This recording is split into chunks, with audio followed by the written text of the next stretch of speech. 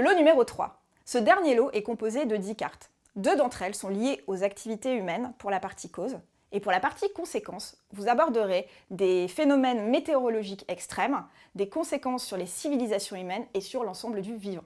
Du côté des causes, 2 nouvelles cartes liées aux activités humaines. Je m'achète des choses, des biens industriels dont la production émet du CO2. Et je mange de la viande. Notre consommation de viande génère du méthane qui est un gaz à effet de serre beaucoup plus réchauffant que le CO2. Vous pouvez expliquer aux participants que cela est notamment dû aux rots et aux proutes des vaches. Généralement, ça les fait beaucoup rire.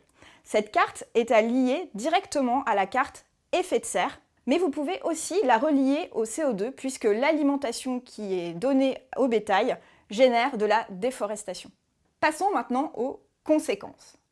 La montée du niveau de l'eau. Cette carte a 2 causes. La première est l'augmentation de la température de l'océan. En se réchauffant, l'océan se dilate et l'eau prend donc plus de place, ce qui fait monter le niveau de la mer. La deuxième cause est la fonte des glaciers. En revanche, il ne faut pas lier cette carte avec la fonte de la banquise. En effet, glaciers et banquise sont 2 types de glace différents. Les glaciers sont de la glace continentale qui, lorsqu'ils fondent, se déversent dans l'océan. En revanche, la banquise est de la glace déjà immergée dans de l'eau. Donc quand elle fond, elle ne fait pas augmenter le niveau de la mer. Vous pouvez en faire l'expérience avec les participants. Prenez un glaçon que vous allez mettre dans un verre d'eau. Lorsqu'il va fondre, vous verrez qu'il ne fait pas déborder le verre. La montée des eaux a pour conséquence les submersions. Les submersions sont des inondations d'eau salée en zone côtière. À ne pas confondre avec les crues que nous avons vues précédemment et qui sont des inondations d'eau douce dans les terres.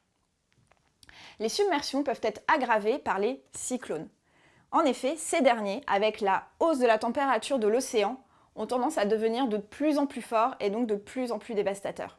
Les sécheresses. Cette carte est à relier directement avec celle de la perturbation du cycle de l'eau. En effet, lorsque le cycle de l'eau est déréglé, cela peut vouloir dire par endroit qu'il va y avoir plus d'eau, et à l'inverse, dans d'autres endroits, moins d'eau.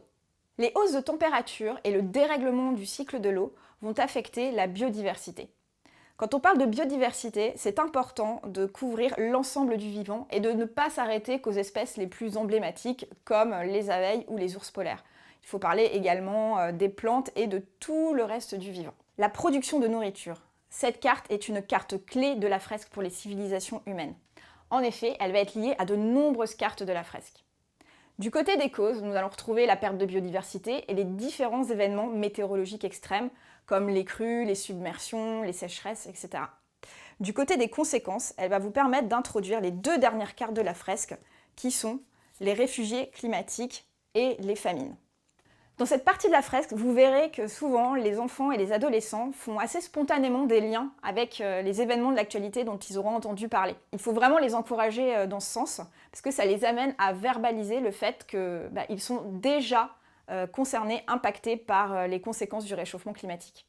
Pour clôturer cette partie réflexion de l'atelier, n'oubliez pas de rappeler à vos participants de tracer des flèches pour matérialiser les liens de cause à conséquence. Il est tout à fait possible que certains participants ajoutent des liens sur la fresque qui ne seraient pas dans la correction. À partir du moment où ils peuvent vous les expliquer et les justifier et où ça vous paraît valide, c'est tout à fait acceptable. Votre rôle est donc bien de valider l'ensemble des liens de cause à effet qui auront été matérialisés sur les fresques avant de passer à la partie créativité où ils auront notamment à repasser ces flèches avec des crayons de couleur.